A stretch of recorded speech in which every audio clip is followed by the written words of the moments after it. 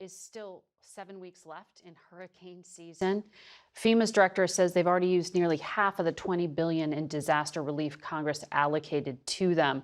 But the Speaker of the House says FEMA has plenty of resources. They've been slow to respond, and that FEMA hasn't actually distributed the money. Can you clear that up? Margaret, FEMA has the money to address the immediate needs of individuals impacted by Hurricanes Helene and Milton.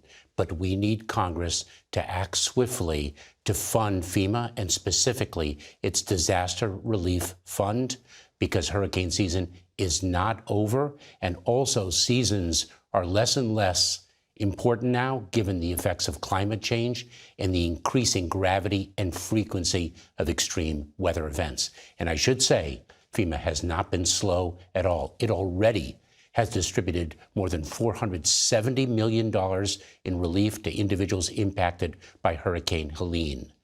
I take great pride, and this nation should take great pride, in the extraordinary work of our FEMA personnel and all first responders.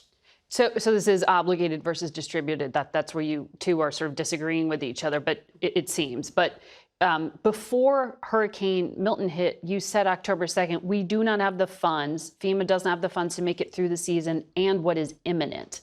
So if another hurricane hits before the election, are there funds to deal with that kind of emergency situation? We will address the immediate impacts, but remember, immediate impacts speak of immediate needs, meals, potable water, and the like.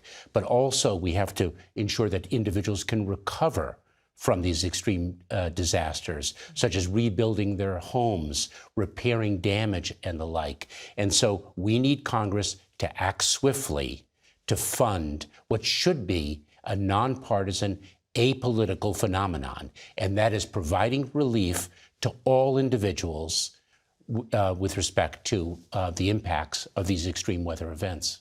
So immediate versus rebuilding. So you could wait until after the election. Or, do you know how much you'll need? We don't know. Okay. We are still, for example, assessing the damage from Hurricane Milton, which is of historic strength, and it also led to approximately 27 different tornadoes. So we don't know the impact. We don't know what's coming tomorrow, whether it's another hurricane, a tornado, a fire, an earthquake. We have to be ready, and it is not good government to be dependent on a day-to-day existence as opposed to appropriate planning. We've seen some dangerous misinformation being amplified online. Florida's Governor Ron DeSantis hit back hard at some of these claims that if you got help from the federal government, somehow they'd seize your assets in his state. FEMA has been trying to counteract some of these lies as well. Are you concerned when you see this and how widespread it is, that it's a preview of what's to come with the upcoming U.S. election as well, attempts to manipulate people? Incredibly concerned. And the misinformation, I should say it's disinformation, false information deliberately spread to impact people's behavior and perceptions, it is extremely pernicious. We have individuals in need of assistance, who are entitled to assistance, who aren't seeking it because of the false information. Who's driving it? Well, I'll tell you what we need. We need individuals, elected officials, people who have the platform to really debunk this false information, and we're not seeing enough of that. And I find that to be incredibly irresponsible, and irresponsible to the people who are survivors of these extreme weather events. You have a